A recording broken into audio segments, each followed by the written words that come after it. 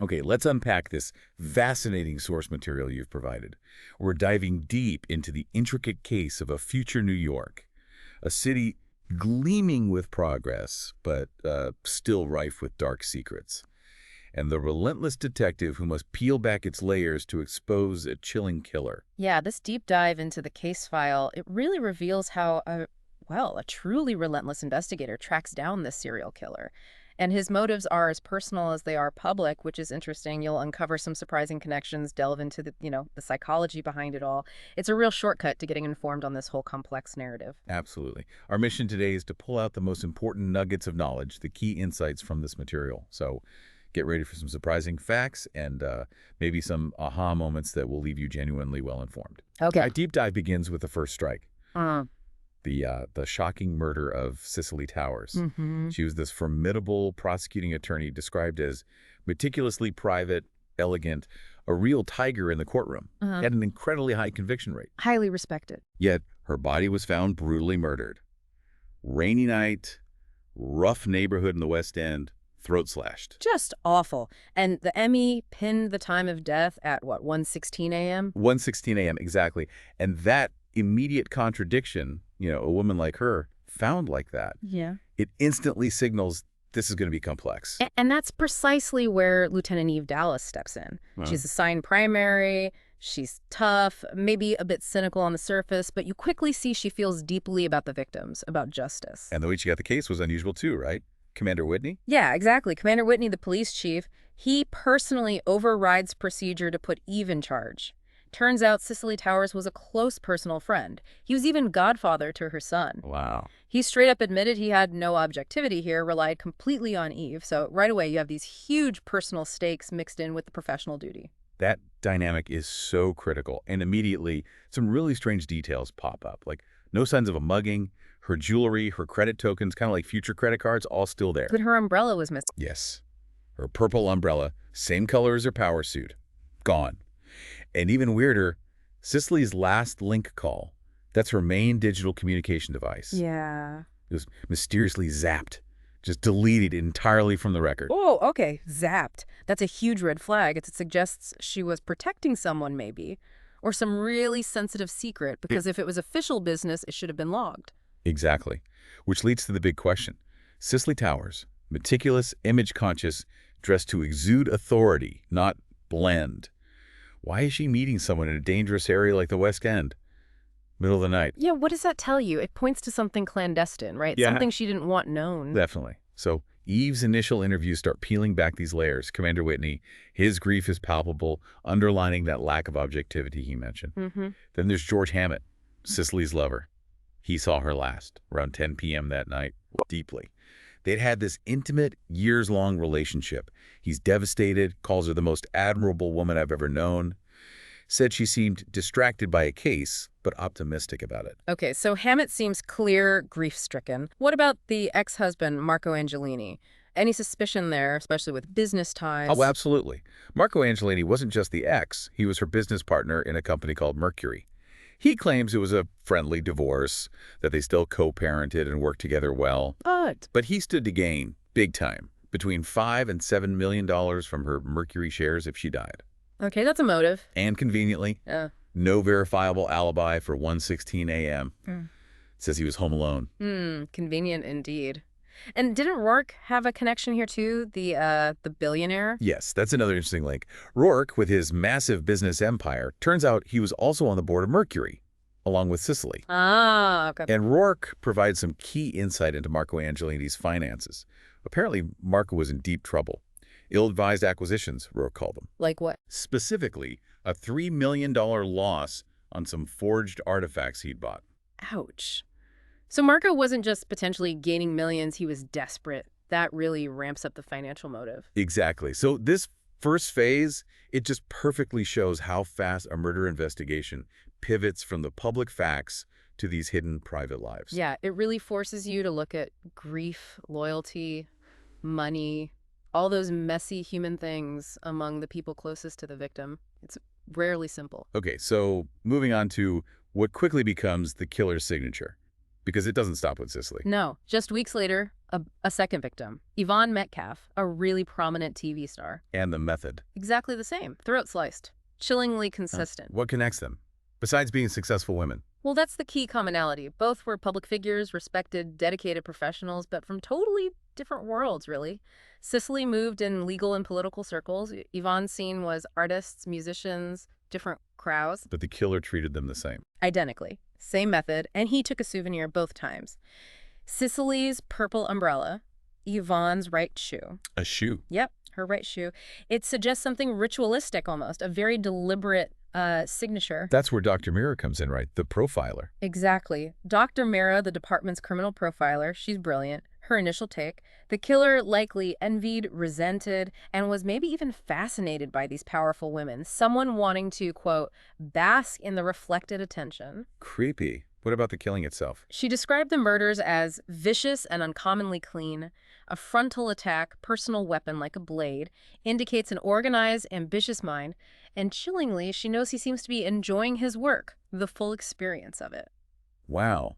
So did she predict more victims? Yes, she expected more. Said the killer targets females who have reached a high level of public attention, and this is where it gets really unsettling. Mira directly warns Eve herself. Because Eve's public profile was rising, partly due to her connection with Roarke. And Roarke, remember, had connections to both victims through Mercury and other dealings. Wait, so Mira thought Roarke could be involved? No, she was very clear. Emphatically not the killer. She said Rourke's killer instinct, if you want to call it that, was for different reasons, like great love or great hate, not this kind of twisted pattern. Okay, thank goodness. But warning Eve herself, that's intense. It really is. It shows how profilers connect dots you wouldn't expect and how dangerous these investigations can become for those leading them. Okay, so let's get into unraveling the web. This is where family dynamics and some false leads really muddy the waters. Right. We find out Cicely's son, David Angelini, the one Commander Whitney is godfather to. Yeah. He's in serious financial trouble. Gambling debts, big ones. And his mother, Cicely. She'd drawn a line, decided firmly not to bail him out again, believed he needed to handle his own problems, learn discipline, caused a lot of strain between them. Okay, so another potential motive there, or at least pressure. Exactly. And then Randall Slade, who's engaged to Cicely's daughter Marina, he drops a bombshell. He lied initially. Yes, admits he lied in his first interview, confesses Cicely called him from a public phone just after midnight the night she died. About what? She was furious, not about David's debts, but about Randall's own debts. Said she'd deal with it for her daughter's sake. Whoa. So Cicely was potentially about to expose or confront Randall right before she died and called from a public phone. More secrecy. Precisely. Adds another layer, another potential suspect, or at least complicates David's situation further. Maybe she was intervening because of how Randall's debts affected her daughter. It's getting messy. And then Feeney, the tech guy, finds something huge, right? Oh, yeah. Feeney, the computer whiz, he finds David Angelini on security footage from Channel 75. Channel 75. Isn't that where Yvonne Metcalf worked? Or wait, no, that comes later. What's the significance here? Okay, so this footage is from near the third crime scene, Louise Kiersky's murder, Right. which we'll get to. But Feeney finds David arriving just 10 minutes before Kiersky's body is discovered. 10 minutes. That's incredibly suspicious. Extremely. So Feeney runs the numbers, considers David's connections to all the victims somehow, his financial motive from inheritance. He calculates an 83.1% probability that David is the killer. 83%. That's huge. Case closed. Well, you'd think so. It puts David squarely as the prime suspect. But Feeney's findings also include this crucial detail about a knife found in David's room. The knife had blood on it. It did, but the blood was old. Feeney confirms it's at least 6 months old, minimum. Not from the recent murders, probably from, opening a package or cutting himself ages ago. So it looks bad, but it's not the murder weapon. Could it be a setup? Exactly. Or just a really unfortunate coincidence. Yeah. But it throws a major wrench into that high probability. It's strong circumstantial evidence, but not the smoking gun, so to speak. Which puts Commander Whitney in an impossible position. Totally. He's caught between his duty as commander and his loyalty to David, his godson. The pressure is immense. So what does he do? He pushes for David's release from custody, points to the lack of hard physical evidence directly linking David to the murders, despite all the circumstantial stuff. And he orders Eve to dig deeper, basically find another answer. Wow. That puts incredible pressure back on Eve. For sure. And this part of the case really highlights how family ties, emotions, command pressure, how they can seriously influence an investigation. It shows what happens when the obvious answer might be wrong, forcing you to question everything. And it takes a toll on Eve personally, too, doesn't it? Whitney calls her out. Yeah, she's struggling with the emotional weight, maybe comes across as a bit cold, dealing with the family's grief. Whitney mentions her perceived lack of compassion. But through all this, her connection with Roarke deepens. He becomes this steady support. He even helps her bypass security systems for the investigation, which is a huge step for her, letting him into her work like that. Okay, so David's out, Eve's digging deeper. Which leads us to the real aha moment, the true culprit, and the third victim. Right. Louise Kursky. She's an editorial tech at Channel 75, killed by the exact same method. Slice throat. And this is where Eve has that crucial realization. Yes. This is the breakthrough. Eve connects the dots and figures the killer likely meant to kill Nadine first, Louise's colleague. Why the mistake? Because Louise was wearing Nadine's raincoat. It was raining again, hood up. The killer likely only saw her eyes, maybe her face briefly, in the dark. A fatal mistake based on clothing. Wow. A raincoat. And who found the body? None other than C.J. Morse, that smarmy reporter Eve's already tangled with. He discovered the body and immediately turned it into a media circus, rushing to the scene with his crew, desperate for airtime. That now sounds incredibly suspicious given the pattern. Exactly. Yeah. So Feeney does a deep dive on Morse, and what he finds, it's chilling. What is A it? juvenile record. When Morse was just 10 years old, he sliced the throat of his social science teacher's dog. What? Why? Because she didn't give him an A. Oh my God. Mm-hmm. A dog. Mm. Killed the same way, over a grade. Yeah. It's brutal. And it's directly linked to a perceived slight, a narcissistic injury almost. It perfectly foreshadows his adult crimes, shows a disturbing, ingrained pattern. So it all clicks into place. Morse's motive. Intense envy, resentment of successful women, especially journalists like Nadine First, who he felt were getting his airtime. He wanted the spotlight. And he had the skills, too. Oh, yeah. He was described as a boy genius with electronics. That's how he could subtly sabotage Nadine's broadcasts, mess with things, and probably how he accessed Eve's police system, always seeming one step ahead. So his motive was pure attention-seeking. Make the story if you can't find one. Pretty much. He wanted fame, recognition, even notoriety. And the confirmation comes when Peabody, Eve's partner, searches Morse's apartment. And The finds? souvenirs, hidden in a long drawer, Cicely's purple umbrella, and Yvonne's red and white striped shoe. Got him. Case closed. Sealed the deal. It's terrifying, though, how resentment and that thirst for fame can twist someone like that, a media figure becoming the monster. And caught. Because he grabbed the wrong person in a raincoat. A simple mistake. Sometimes it's not genius deduction, but just human error that cracks the case. Okay, so finally, the climax. Confrontation and consequence.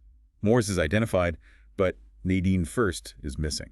Right, the immediate danger is Nadine. Eve realizes she was the intended target all along, and now Morse likely has her. It's a race against time. Where does the confrontation happen? Dramatically, it unfolds in Roarke's library. Of all places. Morse is holding Nadine hostage there. Why Roarke's library? Seems Morse wanted a grand stage. He's ready for his live stand-up confession, his final performance for his imagined audience, finally getting that airtime he craved, but in the most twisted way possible. And he confesses everything. Oh, yeah. Spills it all. Admits killing Cicely for embarrassing him, Yvonne for stealing his airtime, brags about how naive they were, freely admits he meant to kill Nadine, got Louise by mistake, and his goal, quote, to rid the world of loud-mouthed, pushy women, the ball breakers of the world, like Towers and Metcalf. Like you, Nadine. Just like you.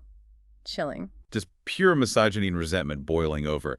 What does Eve do? She's incredibly brave, thinks fast, starts taunting Morse, drawing his attention, his anger, onto her, away from Nadine, puts her own life directly on the line, shows incredible skill and dedication right there. And Roarke, does he get involved? He arrives just in time, sees Eve in danger, Nadine held hostage, and he reacts.